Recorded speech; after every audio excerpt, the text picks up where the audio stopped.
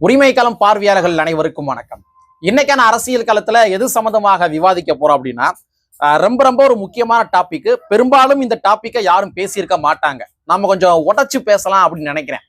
அதாவது என்ன தலைப்புல இந்த வீடியோ நம்ம பார்க்க போறோம்னா, டபுள் ஸ்டாண்டு காங்கிரஸ். காங்கிரஸ் தற்பொழுது ஒரு டபுள் ஸ்டாண்டு வந்து எடுத்துக்கிருக்காங்க. தமிழக வெற்றி கழகத்து கூட போக போறாங்களா, இல்லாட்டி திராவிட முன்னேற்ற கழகத்து கூட போக போறாங்களா அப்படின்ற மாதிரி ஒரு டபுள் ஸ்டாண்ட் வந்து எடுத்துக்கிறாங்க. அதே மாதிரி மாறும் கூட்டணி கணக்குகள்.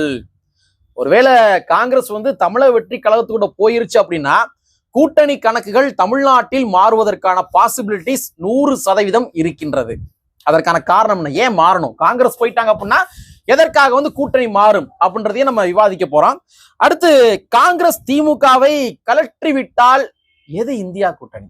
இந்த கேள்வி வந்து இருக்குது. காங்கிரஸ் வந்து திமுகவை கலற்றி விட்டாங்கன்னா அப்ப தமிழ்நாடை பொறுத்த வரைக்கும் எது இந்தியா கூட்டணியாக இருக்கும்? இந்த மாதிரி பல்வேறு வகையான முடிச்சுகளை இந்த காணொலியில நம்ம கொஞ்சம் அவிழ்க்க போறோம். சரிங்களா? நண்பர் அனைவருக்கும் உரிமை களம் மலைக்காட்சியின் சார்பாக இனிய வணக்கம். நாங்க இப்படி வந்து பார்த்துட்டோம். இனி ஜென்மத்துக்கும் எங்களால துணிய முடியாது. அதனால நாங்க சண்டை போட போறோம். திருச்சியில் வேலை வாய்ப்பு. திருச்சி விமான நிலையத்திலிருந்து 5 கிலோமீட்டர் தொலைவில் அமைந்துள்ள திவ்யா என்கோ நிறுவனத்தில் வேலை வாய்ப்பு. Drilling machine operator, VTL operator, fitter, horizontal boring machine operator, turner, welder போன்ற பணிகளுக்கு ஆட்கள் தேர்வு செய்யப்படுகின்றது. மேற்கண்ட பணிகளில் அனுபவம் இல்லை என்றாலும் கூட பயிற்சி வழங்கப்படும். உணவு மற்றும் தங்குமிடம் இலவசம். திரையில் தெரியும் எண்களை பயன்படுத்தி உடனடியாக முன்பதிவு செய்து கொள்ளுங்கள். ஒண்ணு கிடையாது மக்களே, தமிழ்நாட்டினுடைய அரசியல் களம் தற்பொழுது பயங்கர பரபரப்பா வந்து போய்க்கிருக்குது. அதாவது கை நம்மளை விட்டு போகாது, நான் நம்பிக்கையை சொன்னேன் அப்படின்ற மாதிரி மாண்புமிகு துணை முதலமைச்சர் உதயநிதி ஸ்டாலின் அவர்களும் கூட ஒரு மேடையில வந்து பேசியிருந்தார். சரிங்களா? சோ அந்த மாதிரி வந்து காங்கிரஸ் நம்ம விட்டு போகாது அப்படின்ற மாதிரி அவரு உறுதிப்பட கூறிக்கொண்டிருந்தார். அதே வேளையில காங்கிரஸ் கட்சியினுடைய தலைமையும் கூட திராவிட முன்னேற்ற கழகத்தில பேச்சுவார்த்தை நடத்துவதற்காக ஒரு 5 கொண்ட குழுவை வந்து அவங்க நியமிச்சாங்க. சோ 5 கொண்ட குழு நியமிச்ச உடனே சரி திமுக கூட பேச்சுவார்த்தை வந்து ஆரம்பிச்சிட்டாங்க. சோ அதனால தமிழக வெற்றி கழகத்துக்கு கூட காங்கிரஸ் போவதற்கு 100% வாய்ப்பு கிடையாது. சோ இந்த செய்தி என்பது ஃபுல் ஸ்டாப் வைக்கப்பட்ட செய்தி அப்படின்னு சொல்லி ஒரு முடிவுக்கு வந்தாச்சு. தமிழ்நாட்டுடைய அரசியல் களம் முடிவுக்கு வந்தாச்சு. ஆனா இந்த ஃபுல் ஸ்டாப் என்பது ஃபுல் ஸ்டாப் கிடையாது, கமா அப்படின்னு சொல்லி காங்கிரஸ் கட்சியினுடைய டேட்டா அனலிட்டிக்கலுடைய தலைமை பொறுப்புல இருக்கக்கூடிய பிரவீன் சக்கரவர்த்தி அவர்கள் ஃபுல் ஸ்டாப் வைக்கப்பட்ட விடயத்தை கமா போட்டு கண்டினியூட்டி வந்து கொடுத்திருக்கிறார். சரிங்களா? உங்களுக்கு தெரிஞ்ச விஷயம் தான். பிரவீன் சக்கரவர்த்தி வந்து விஜயை வந்து பெருமையாக பேசியதும், அதற்கு பின்பாக தமிழக வெற்றி கழகத்தினுடைய விஜயுடைய வீட்டுல போய் சந்திச்சதும். சோ இந்த மாதிரி தமிழ்நாட்டினுடைய அரசியல் களம் காங்கிரஸ் எங்க போகும், தமிழக வெற்றி கழகத்துக்கு கூட போகுமா, இல்லாட்டி திராவிட முன்னேற்ற கழகத்துக்கு கூட போகுமா அப்படின்ற மாதிரி ஒரு இரட்டை ஸ்டாண்டில் தான் காங்கிரஸ் கட்சி இருந்து கொண்டிருக்கின்றார்கள். சரிங்களா? சோ காங்கிரஸ் கட்சி ஒரு இரட்டை ஸ்டாண்டு. சரி, நம்ம இதை கொஞ்சம் ரொம்ப டீப்பா பார்க்க வேண்டிய தேவைகள் இருக்குது. தமிழ்நாட்டினுடைய அரசியல் களத்தோட ஒப்பீடுகள் செய்து பார்க்க வேண்டிய தேவை இருக்குது. அதாவது காங்கிரஸ் கட்சி தமிழக வெற்றி கழகத்துக்கு கூட போகுமா போகாதா என்பதனை விட நம்ம தமிழ்நாட்டிலையும் இந்திய நாட்டிலையும் வந்து ஒரு ஏற்கனவே அமைக்கப்பட்ட அரசியல் களம் இருக்கு இல்லையா, அந்த களத்தை கொஞ்சம் நம்ம விவாதிக்க வேண்டிய தேவை இருக்குது. இந்தியாவை பொறுத்த வரைக்கும் 2 அரசியல் தாங்க. இந்தியாவை பொறுத்த வரைக்கும் நீங்க எந்த கட்சியில வேணா இருந்துக்கங்க, 2 அரசியல் தான். ஒரு அரசியல் நிலைப்பாடு என்னவென்றால் சனாதனத்திற்கு ஆதரவான அரசியல். அதாவது வந்து இந்துத்துவா கொள்கைகள், அதே மாதிரி வந்து இந்த சனாதனத்தை, சாதி ஏற்றத்தாழ்வுகளை ஊக்குவிக்கின்ற ஒரு சிந்தனைகள், இந்த மாதிரி சனாதன அரசியல் ஒரு பக்கம், அதே மாதிரி ஜனநாயக அரசியல் ஒரு பக்கம். ஜனநாயக அரசியல் ஒரு பக்கம், சனாதன அரசியல் ஒரு பக்கம். சோ இந்த 2 பிளவுகளா தாங்க இந்திய நாட்டிலேயே வந்து அரசியல் இருக்குது. சோ வந்து சனாதன அரசியலை யாரு தூக்கி பிடிக்கிறா? பாரதிய ஜனதா கட்சி வந்து தூக்கி பிடிக்குது. ஜனநாயக அரசியலை வந்து தேசிய லெவலில் யார் தூக்கி பிடிக்கிறா? அதனுடைய தலைமை பொறுப்புல யார் இருக்காங்க? காங்கிரஸ் கட்சி தலைமை பொறுப்புல இருக்கு. அப்ப இந்திய நாடை பொறுத்த வரைக்கும் 2 ஐடியாலஜி தான். இந்திய நாடை பொறுத்த வரைக்கும் 2 தலைமைகள் தான். ஒன்னு பாஜக, இன்னொன்னு காங்கிரஸ். சரிங்களா? சோ அப்ப காங்கிரஸ் வந்து எங்க இருக்கின்றதோ அதுதான் இந்தியா கூட்டணி. காங்கிரஸ் எங்க இருக்கின்றதோ அதுதான் இந்தியா கூட்டணி. அப்ப தமிழ்நாடை பொறுத்த வரைக்கும் தமிழ்நாட்டுல காங்கிரஸ் கட்சி எங்க இருக்குதோ அதுதான் இந்தியா கூட்டணி. அப்ப தமிழ்நாட்டுல காங்கிரஸ் கட்சி ஒருவேளை திராவிட முன்னேற்ற கழகத்துல இருந்து பிரிந்து போய் தமிழக வெற்றி கழகத்துல சேர்ந்துச்சு அப்படின்னா, அப்ப தமிழக வெற்றி கழகம் பிளஸ் காங்கிரஸ் இருக்கின்ற அந்த கூட்டணி தான் இந்தியா கூட்டணி. அதான் இந்தியா கூட்டணியா வந்து இருக்க முடியும். சரிங்களா? சோ காங்கிரஸ் கட்சி தமிழக வெற்றி கழகத்துக்கு கூட கூட்டணி வைத்தார்கள் என்றால் விடுதலை சிறுத்தை கட்சி, கம்யூனிஸ்ட் கட்சி இவர்களுடைய நிலைப்பாடு என்னவாக இருக்கும்? கூட்டணி மாறுவதற்கு வாய்ப்புகள் இருக்கின்றது. கூட்டணி மாறுவதற்கு பாசிபிலிட்டிஸ் ரொம்ப அதிகமா வந்திருக்குது. சரிங்களா? ஏன்னா காங்கிரஸ் எங்க இருக்குதோ அதுதான் இந்தியா கூட்டணி. இந்தியா கூட்டணியை அமைத்ததில் முக்கிய பங்கு யாருக்கு இருக்குன்னா அது விடுதலை சிறுத்தை கட்சியுடைய நிறுவனர் அண்ணன் திருமாவளவன் அவர்களுக்கு இருக்குது. கடந்த 2019 என்ன பண்றாருன்னா தேசம் காப்போம் அப்படின்னு சொல்லி அண்ணன் திருமாவர்கள் ஒரு பேரணி இது நடத்துறாரு, மாநாடு போடுறாரு. அடுத்து 2021 தேசம் காப்போம் பேரணி நடத்தினாரு. சோ அந்த பேரணி நடத்தின வேளையில அண்ணன் திருமாவர்கள் முன்மொழிந்த ஸ்டேட்மெண்ட் என்னவென்றால், நீங்க அகல இந்திய லெவலில் செதறுண்டு கிடந்தீங்க அப்படின்னா பாஜகவை வீழ்த்த முடியாது. அதனால காங்கிரசுடைய தலைமையில் அனைவரும் அணி திரள வேண்டும். நேஷனல் லெவலில் இருக்கின்ற ஜனநாயக அமைப்புகள் எல்லாருமே காங்கிரஸ் கட்சியுடைய தலைமையின் கீழ் அணி திரள வேண்டும். இந்தியா கூட்டணி என்று சொல்லப்படுகின்ற ஒரு கூட்டணியை உருவாக்க வேண்டும். எல்லாருமே ஓரணியில் திரண்டா மட்டும்தான் இந்த பாஜகவை விரட்டி அடிக்க முடியும். சோ அதனால காங்கிரஸ் கட்சி எங்க இருக்குதோ அதுதான் இந்தியா கூட்டணி அப்படின்னு சொல்லி கூட்டணியை, இந்தியா கூட்டணியை உருவாக்கிய நபர்கள்ல முக்கியமான நபர் யார் பார்த்தோம்னா அது அண்ணன் திருமாவளவன் அவர்கள். அகில இந்திய லெவல்ல இந்தியா கூட்டணி அப்படின்னு சொல்லி கட்சிகள் இருக்காங்க பாத்தீங்களா? அந்த கட்சிகள்ல ஒன் ஆஃப் த கட்சி விடுதலை சிறுத்தை கட்சி. அதாவது திமுக கூட்டணியில இருக்கிறனால இந்தியா கூட்டணி கிடையாது. ஒன் ஆஃப் த பார்ட்டி தமிழ்நாடை பொறுத்த வரைக்கும் திராவிட முன்னேற்ற கழகம், அதற்கு பின்பாக விடுதலை சிறுத்தை கட்சி தான் இந்தியா கூட்டணியில இருக்கிறாங்க. கூட்டணியை உருவாக்கியதுல முக்கியமான நபர் யாருன்னு பார்த்தோம்னா அது அண்ணன் திருமாவர்கள். இப்ப நீங்க அண்ணன் வேல்முருகன் எடுத்துங்க, அதற்கு பின்பாக இதர பின்ன இருக்கிற குட்டி குட்டி அமைப்புகள், ஜனநாயக இயக்கங்கள் அவங்களாம் எடுத்துங்க. அவங்க திமுக கூட்டணியில இருக்கிறனால அவங்க இந்தியா கூட்டணி. ஆனா விடுதலை சிறுத்தை கட்சி ஒன் ஆஃப் த கட்சி இந்தியா கூட்டணியில. சோ அப்படியே பட்சத்துல காங்கிரசினுடைய தலைமை தான் இந்தியா கூட்டணியாக இருக்க முடியும். ஒருவேளை தமிழக வெற்றி கழகத்துக்கு கூட காங்கிரஸ் போயிட்டாங்க அப்படின்னா அப்ப கூட்டணி மாறுவதற்கான பாசிபிலிட்டிஸ் அதிகமாக இருக்கின்றது. அது மாறுமா மாறாதான்றதை நான் உறுதியா சொல்லல.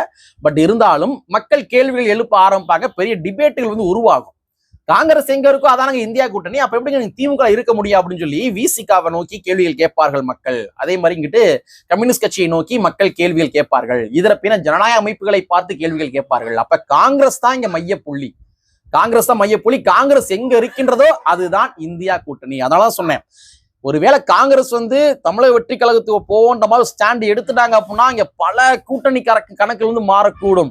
குறிப்பா இஸ்லாமிய மக்கள் எல்லாருமே காங்கிரஸ் தான் வாக்களிப்பார்கள். அகில இந்திய லெவலில் பொறுத்த வரைக்கும் பாலிசி மேக்கிங் விடயத்துல பாஜக கொண்டு வருகின்ற இந்த சட்ட திட்டங்கள் இருக்கு இல்லையா, மசோதாக்கள், சட்ட திட்டங்கள், இவை அனைத்தையுமே எதிர்க்க வேண்டும் என்றால் காங்கிரஸ் என்று சொல்லப்படுகின்ற உறுதித்தன்மை கொண்ட ஒரு பாசிச எதிர்ப்பு கட்சி என்பது அகில இந்திய லெவலில் தேவைப்படுகின்றது. அப்ப இஸ்லாமிய மக்களுக்கு எதிராக ஒருவேளை பாஜக சட்டங்கள் கொண்டு வந்தார்கள் என்றால் அந்த சட்டங்களை எதிர்ப்பதற்கு காங்கிரஸ் கட்சியினுடைய இருப்பு என்பது தேவை. அப்ப காங்கிரஸ் கட்சி எங்க இருக்குதோ அங்கதான் இஸ்லாமிய மக்கள் வாக்களிப்பார்கள். இதுதான் ஃபேக்டான விஷயம். அப்ப காங்கிரஸ் ஒருவேளை கூட்டணி மாறிட்டாங்க அப்படின்னா தமிழ்நாட்டுல அத்தனை கூட்டணி கணக்குகளுமே மாறும். நீங்க ஜஸ்ட் ஒரு உதாரணத்தை எடுத்துங்க. சண்முகம் அவர்கள் என்ன பண்ணுவார்னா யார விஜய் அவர்கள் விமர்சனம் பண்ணுவாரு. ஆனா ராவான விமர்சனம் பண்ண மாட்டாரு. மாட்டாப்ல. அதாவது நீங்க ஒரு சங்கி, நீ பாஜக காரரு அப்படின்ற மாதிரி விமர்சனம் பண்ண மாட்டாரு. அவர் என்னன்னா விஜயுடைய ஆக்டிவிட்டிஸை மையப்படுத்தி விமர்சனம் பண்ணுவார். நீங்க அதை பண்ணியிருந்திருக்கலாம், இதை பண்ணியிருந்திருக்கலாம் அப்படின்னு சொல்லி விமர்சனம் பண்ணுவாரு. அதே மாதிரிதான் நீங்க அண்ணன் திருமாவளவன் எடுத்துக்கலாம், சரிதான். அவரும் அப்படிதான் பாஜகவுடைய கைக்குள்ளையும் சொல்ல மாட்டாப்ல, பாஜக தன்னுடைய பிடியை விஜய்க்கு இருக்குகின்றதுன்றவாப்ல. இதுக்கு ரொம்ப வேரியன்ஸ் இருக்குது, நிறைய பேர் நுட்பமா புரிஞ்சுக்கணும். பாஜக தன்னுடைய பிடியை விஜயிடம் இருக்குகின்றது அப்படின்னா பாஜக சுத்தி ஒரு வளையத்தை அவங்க உருவாக்க பாக்குறாங்க, விஜய் சேஃப்டியா இருக்கணும் அப்படின்னு சொல்லுவாப்ல. மத்தவங்க மாதிரி ராவா அண்ணன் திருமாவளவன் கூட விமர்சனம் செய்தது கிடையாது என்ன பொறுத்த வரைக்கும். நீங்க 2ஆம் கட்ட தலைவர் விமர்சனம் பண்றாங்க, அந்த சாப்டர்லாம் போகல. ஆனா அந்த விசிகாவுடைய கட்சியுடைய தலைமை அண்ணன் திருமாவர்கள் விஜய இந்த அளவு விமர்சனம் பண்ணது கிடையாது. சங்கிஞ்சு டைரக்டா முத்திர குத்தம் கிடையாது. சோ அந்த மாதிரி ஒருவேளை காங்கிரஸ் கட்சி இங்க தமிழக வெற்றி கழகத்துல கூட்டணி போயிட்டாங்க அப்படின்னா கூட்டணி கணக்குகள் மாறுவதற்கான வாய்ப்புகள் மிக மிக அதிகமாக இருக்கும். சரியா? சரி, கூட்டணி மாறுமா? காங்கிரஸ் கட்சி ஒருவேளை தமிழக வெற்றி கழகத்துக்கு போகுமா அப்படின்றதையும் நம்ம விவாதம் பண்ண வேண்டிய தேவை இருக்குது. காங்கிரஸ் கட்சி தமிழக வெற்றி கழகத்துக்கு கூட போவதற்கு தான் அதிக பாசிபிலிட்டிஸ் இருக்கு அப்படின்றது என்னுடைய கணிப்பு. ஏன்னா நீங்க நல்லா யோசிச்சுக்கங்க, கடந்த 2021 அண்ணன் திருமாவளவன் கூட ஒரு பேட்டியில் சொல்லியிருந்தாரு. கடந்த 2021 திமுக சொன்ன ஸ்டேட்மெண்ட் என்னவென்றால், கடந்த 10 ஆண்டு காலமாக நம்ம ஆட்சியில கிடையாது, அதனால நம்ம இந்த முறை எப்படியாச்சும் ஆட்சியை பிடிச்சாகணும். 2வது, ஆட்சியை பிடிக்கல அப்படின்னா பாஜக ஈஸியா தமிழ்நாட்டுக்குள்ள வந்துருவாங்க, கால் ஊன்றி விடுவார்கள். ஒருவேளை நீங்க கேட்கிற அதிக சீட்டுகள், நீங்க இரட்டை இலக்க எண்களை கேட்கறீங்க, நீங்க கேட்கிற அதிக சீட்டுகள் நாங்க தந்தோம் அப்படின்னா தேர்தலுக்கு பின்பாக எங்க கட்சியில் இருக்கிற நபர்கள், சில நபர்கள் பாஜகவுக்கு ஆதரவு அளித்தார்கள் என்றால் தனி பெரும்பான்மையுடன் ஆட்சி அமைக்க முடியாது. ஒரு தொங்கு சட்டமன்றம் வருவதற்கு வாய்ப்புகள் இருக்குது. அதனால உங்களுடைய சீட்டு எண்ணிக்கையை குறைச்சிக்கங்கன்னு சொல்லி தான் விடுதலை சிறுத்தை கட்சி வெறும் 6 சீட்டை வழங்கினார்கள் திராவிட முன்னேற்ற கழகம். இது அண்ணன் திருமாவர்களே ஒரு பேட்டியில பதிவு பண்ணிக்காரு. இதே தான் கம்யூனிஸ்ட் கட்சிகளுக்கும் இதர பின்ன கட்சிகளுக்குமே. சோ 2021 விஜய் என்று சொல்லப்படுகின்ற ஃபேக்டர் அப்ப வரல. விஜய் என்று சொல்லப்படுகின்ற ஃபேக்டர் வராத பொழுதே திராவிட முன்னேற்ற கழகம் பாஜக வந்துருமே என்ற மாதிரி அச்சத்தின் விளைவுகளால விடுதலை சிறுத்தை கட்சி சீட்டை கம்மி பண்ணி கொடுத்தாங்க, காங்கிரஸ் கம்மி பண்ணி கொடுத்தாங்க, இதர பின்ன கம்யூனிஸ்ட் ஜனநாயக அமைப்புகள் கம்மி பண்ணி கொடுத்தாங்க. ஆனா இப்ப விஜய் என்று சொல்லப்படுகின்ற ஃபேக்டர் வந்ததுக்கு பின்பாக மேற்கொண்டு கம்மியா வழங்கினா மட்டும்தான், அதாவது கூட்டணி கட்சிகளுக்கு, திமுகவுக்கு, காங்கிரஸுக்கு, கம்யூனிஸ்டுகளுக்கு, இந்த மாதிரி கட்சிகளுக்கு போன முறை வழங்கிய சீட்டை விட கம்மியா வழங்கினா மட்டும்தான் திமுக தனி பெரும்பான்மையுடன் ஆட்சி அமைக்க முடியும். ஏன்னா விஜய் ஓட்டை கண்டிப்பா பிரிப்பாரு. இவங்க சொல்லுவாங்க ஓட்டெல்லாம் பிரியாது, கண்டிப்பா ஓட்டு பிரியும். அப்படிங்கிற பட்சத்துல திமுக தனி பெரும்பான்மையுடன் ஆட்சி அமைப்புல வாய்ப்புகள் கொஞ்சம் கம்மி தான். அப்ப விஜய் என்று சொல்லப்படுகிற அந்த ஃபேக்டர் வந்ததுனால கண்டிப்பா காங்கிரஸுக்கு கம்மியா தான் திமுக சீட்டு வழங்கும், விடுதலை சிறுத்தை கட்சிக்கும் கம்மியாக தான் சீட்டு வழங்குவதற்கு முயற்சி செய்வார்கள். கம்யூனிஸ்டுக்கும் அதே நிலைமை தான். ஏன்னா 2021 விஜய் இல்லாதப்பே கம்மியா வழங்கினாங்க. இப்ப விஜய் வந்ததுக்கு அப்புறம் எப்படி அதிகமா வழங்குவாங்க? மேற்கொண்டு கம்மியா தான் வழங்குவாங்க. சோ இந்த மாதிரி ஒரு சிக்கல் இருக்கிறதுனாலதான் காங்கிரஸ் அடுத்த வருஷம் தேர்தலுக்கு இப்பவே 5 கொண்ட குழுவை அமைச்சாங்க. திமுக பேச்சுவார்த்தை நடத்துங்க அப்படின்னு சொல்லி அமைச்சாங்க. ஏன் அமைச்சாங்க தெரியுமா? தமிழ்நாட்டினுடைய வரலாற்றுல இவ்வளவு சீக்கிரமா குழு அமைச்சது கிடையாது. ஏன் அமைச்சாங்க அப்படின்னா, அடுத்த வருஷம் தேர்தல் ஒரு உதாரணத்துக்கு ஒரு ஏப்ரல் மாசம் வச்சுக்கோங்க. ஏப்ரல் மாசம் தேர்தல்லாம் மே மாசம் அவங்க குழு அமைக்கிறாங்க அப்படின்னா அந்த குழு பேச்சுவார்த்தை நடத்தும். அதுல திமுக உடன்பாடு எட்டப்படவில்லை என்றால் கடைசி நேரத்தில் அவங்க எங்க போய் கூட்டணி வைக்கிறதுன்ற மாதிரி சிக்கல் எழும்பும். அதனால தான் இந்த வருஷமே அவங்க குழு அமைச்சாங்க. இன்கேஸ் திமுக ஒத்து வரல, சீட்டு பேரங்கள்ல ஒத்து வரல அப்படின்னா கண்டிப்பா தாவேகா கூட கூட்டணி போவதற்கு அதிக பாசிபிலிட்டிஸ் இருக்குது. நீங்க நல்லா நோட் பண்ணி பாத்தீங்க அப்படின்னா ஐவர் குழு, காங்கிரஸ் அமைச்ச அந்த 5 குழு என்ன பண்றாங்க? பேச்சுவார்த்தை நடத்துறாங்க. பேச்சுவார்த்தை நடத்ததுக்கு பின்பாக திமுக பேச்சுவார்த்தை சீட்டு பேரங்கள் நடத்துறாங்க. 40 சீட்டு சொல்லி செய்திகள் போடுறாங்க. அப்புறம் ஒரு பக்கம் 70 சீட்டு போடுறாங்க.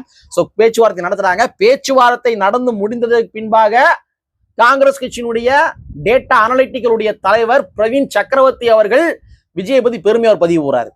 இதெல்லாமே நீங்க கனெக்ட் பண்ணி பார்க்கணும். அப்ப பேச்சுவார்த்தை உடன்படவில்லை என்றால் அடுத்த ஒரு ஆயுதத்தை காங்கிரஸ் கையில் எடுக்கிறாங்க. அடுத்து மறுபடியும் என்ன பண்றாங்க? நேரா விஜய் போய் சந்திக்கிறாரு. சோ இந்த மாதிரி காங்கிரஸ் என்ன பண்றாங்கன்னா டபுள் ஸ்டாண்ட் அரசியல் பண்றாங்க. சோ அப்ப காங்கிரஸ் கட்சிக்கு அதிக சீட்டு திமுக கொடுப்பதற்கு தயாரா இருக்க மாட்டாங்க. நான் காரணம் சொன்ன மாதிரி 2021 காங்கிரஸ் விஜயுடைய வருகைக்கு முன்னாடியே கம்மியா கொடுத்தாங்கன்னா விஜய் வருகைக்கு பின்பாக மேற்கொண்டு கம்மியா தான் கொடுக்கிற வாய்ப்புகள் இருக்கின்ற ஒழிய அதிகமா கொடுப்பது வாய்ப்பு கிடையாது. அப்ப காங்கிரஸ் கட்சி தமிழக வெற்றி கழகத்துக்கு கூட தான் போவதற்கு வாய்ப்புகள் அதிகமாக இருக்கின்றது. காங்கிரஸ் ஒருவேளை தமிழக வெற்றி கழகத்துக்கு போயிட்டாங்க அப்படின்னா காங்கிரஸ் எங்க இருக்குதோ அதுதான் இந்தியா கூட்டணி. அப்ப காங்கிரஸ் எங்க இருக்குதோ அதான் இந்தியா கூட்டணி அப்படின்னா திமுக கூட கூட்டணி கட்சியில இருக்கின்ற விடுதலை சிறுத்தை கட்சியோ கம்யூனிஸ்ட் கட்சியோ நாளை கலருவதற்கான வாய்ப்புகள் ரொம்ப அதிகமாக இருக்கின்றது என்பதனை என்னுடைய பார்வையின் அடிப்படையில் கூறிக்கொண்டு கற்பி ஒன்று புரட்சி செய்கின்ற புரட்சியாளர் அம்பேத்கருடைய வரியை கூறிக்கொண்டு நிறைவு செய்கின்றேன். நன்றி, வணக்கம்.